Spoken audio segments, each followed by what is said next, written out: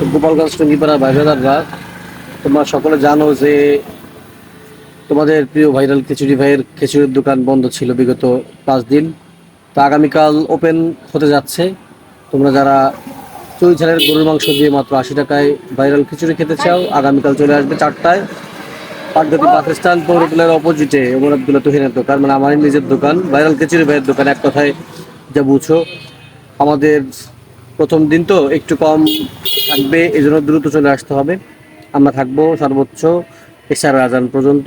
এর ভিতরে যারা তোমরা ভাইরাল খিচুড়ি খেতে চাও অবশ্যই আগে নক করবা।